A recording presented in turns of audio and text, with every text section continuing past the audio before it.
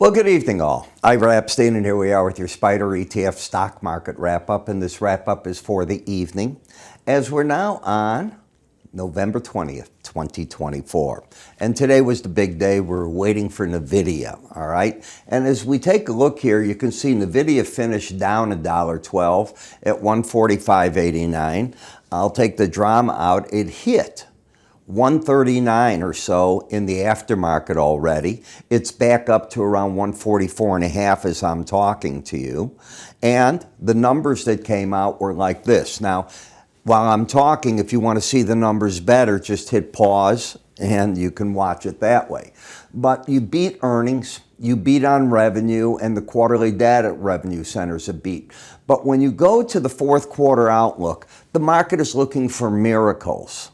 And the whisper number was closer to 40 billion. They got a whisper number to be 37.5 billion. It's still higher than the consensus number, but not as good as the market wanted. That's why you're backing off, in my opinion, a little bit. I didn't get to hear word for word what the market was doing with the after the market, you know, as you get the forward guidance, but I take it it's not bad. They're still talking up Blackwell chips. They're going to start shipping this quarter. We'll see the impact later this quarter, but it's next quarter too that you'll see that. But remember, people are putting money down. They're not just ordering. You got to take your spot, and you got to pay money to get your spot. So revenue should be interesting. But remember, you're doing 37 billion a quarter, and you think that's not enough? You got to laugh at it, but it's the way that it is. And the usual problem, and the pundits will say it still hasn't proven itself, and they are right. Until you can get to money, that's not there. Now Microsoft's trying. If you have Microsoft 365, if you pay another $30, I think a month, you can get the AI attached to it, and you'll see if it's worth it. Microsoft said they are getting good repeat business, so we'll see.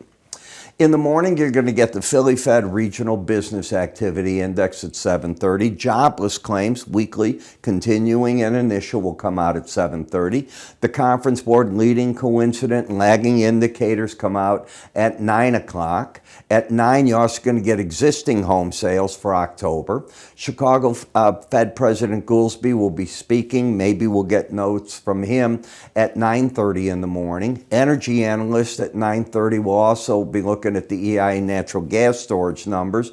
The Kansas City Fed Manufacturing Composite and Business Activity Indices will come out at 10 o'clock in the morning.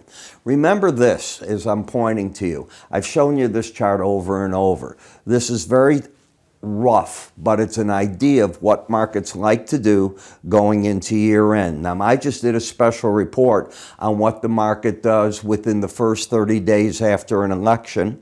It is still on the website. I just checked it. I don't know the hour it's going off, but it's going off today. That I can tell you. So it might go off at midnight, 11:59 a.m. Tonight, Wednesday. I don't know. If you want to see it, go to iraepstein.com, look on the top left, and you'll see it there. Okay? It gives you an idea what I'm thinking of the market. So as I'm looking at the market, I can tell you, SPY, it's got me smacking my lips. I like what I'm seeing on that chart right now. When we take a look at Tesla, giving a little back, Amazon got hit today too. I expect the Home Depots, the Lowe's, all those type of hardware companies with interest rates again at 4.4% for the 10-year and the 2-year even at 4.3%. It's a big burden for people to overcome. Aftermarket, Palantir got hit, down about 5%. Snowflake was up 19%. So it depends on which part of it. Does the market like what you're doing? Not like, gets a little bit crazy. But, a 19% move is a year's move. So you got to look at things that way. When we look at SPY, you're either going down to fill the gap or you're going for this gap right here. I happen to think you're going to go for the top gap. The market's got a pattern of higher lows, higher highs.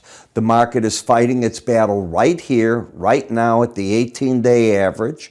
I expect that battle to continue. You'd have to close decisively under these lows in order to say, nah, the market's not ready to go. But that's against what history has done, I must say that. You're looking at if the market rallies, could we go for new highs up to the upper Bollinger Band? That'll be everybody's guess. Could be. And momentum has worked itself to the point where it's still overbought, which is the difficult part of buying an overbought market. You might want to take a good look at the weekly charts. That could be another way that you start coming into these. You decide for yourself. I'm not guiding you on that. In Live Nation, it doesn't stop the rally to the upside. So you can just see there's an appetite for this. They have done this job worldwide, though. It's not just limited to America. And they are the big promoters. You know, they are the boys in the crowd. Talk about CrowdStrike has come back. I like CrowdStrike a lot. I have told you I don't think it's going back to those lows it made off that snafu. I'd love for it to give a better action or embed. Now, embedding occurs when the red and the blue are going several days in a row over 80. We're not there. Each time it's recently come up, it's failed on that. You have to go back to August when it happened, and then you had that little bit of a spike. It's had an easier time on the downside, but I'll wait my turn. Rivian, I told you, I think is caught in the upper and lower Bollinger Bands right now. It is oversold. The trend is down, not up. You have to get back over 1072. I believe I mentioned that last night, and you haven't done it. I think the pros are still selling it at 1042, looking for 941. But I tell you, you get over 1072, I think I'm a pro. I don't think I'd want to be short anymore. K-Web, all I'm looking for in this rally is the 18-day average, and I got pretty darn close. You hit a high of 31.23 today. That number's 31.87.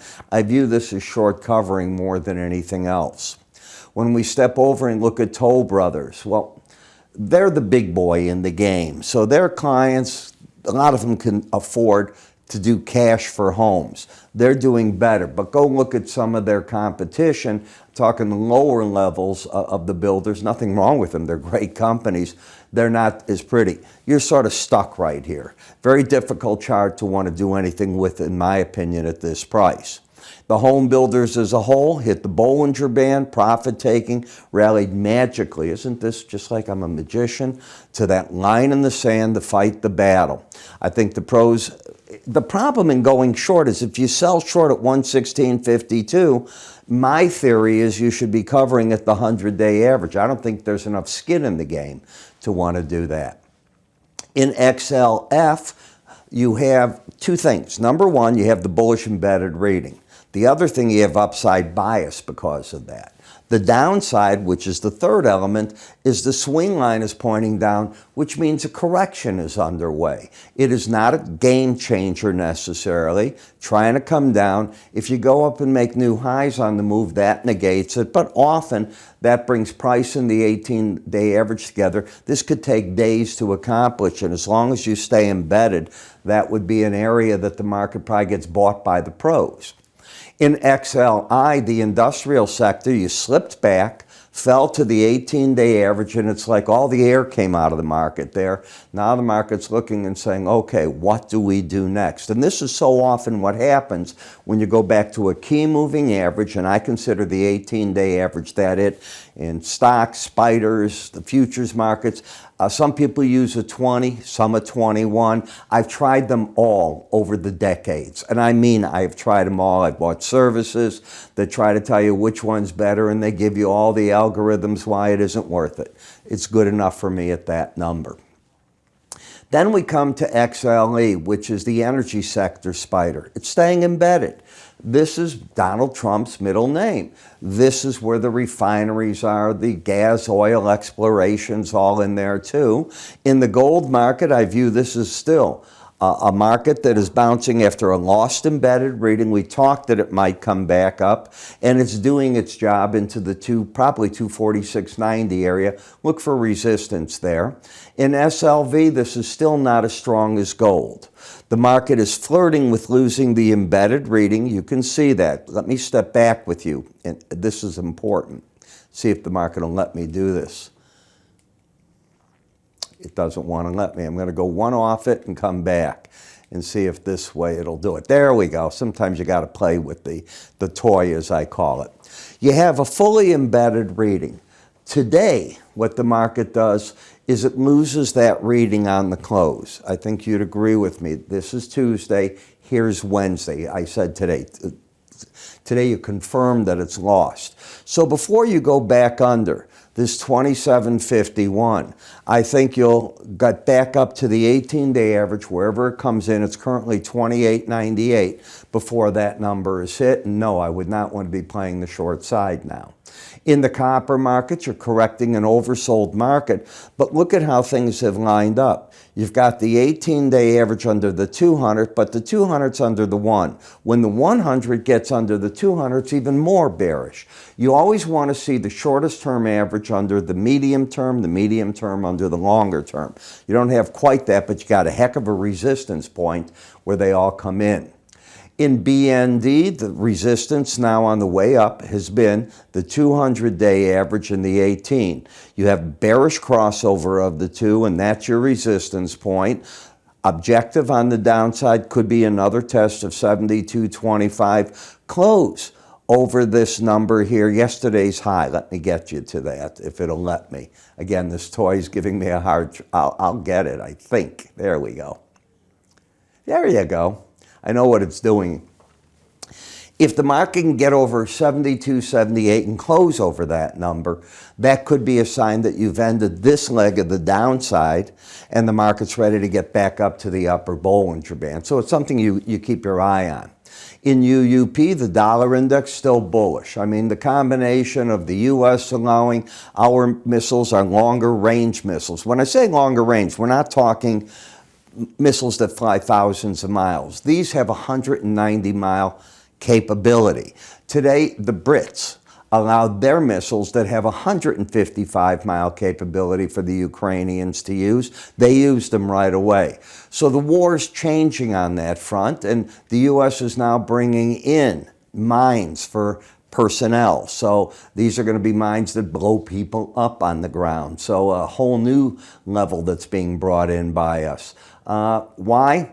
Well, you know, Putin wants to get as much ground as he can before Trump comes in office, because the goal is, how do they stop this war? All right, that will be NATO's goal. Is Ukraine going to have to give up ground? I predict they will.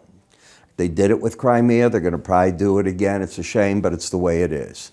Higher lows, higher highs. You know, after this long fighting, you start wearing out the finances of your allies. That's the problem. Lower highs, lower lows. You can see how the market is coming down here. So the euro's still in a bearish track with the market. And that's pretty much where we're at. So I want to remind you that I will be with you first thing in the morning. I want to remind you my seasonal study's still up there. Just go to iraepstein.com and I'll catch up with everybody tomorrow. By tomorrow, that report will be gone, even if we have to manually take it off. But I know already it will be off. You take care.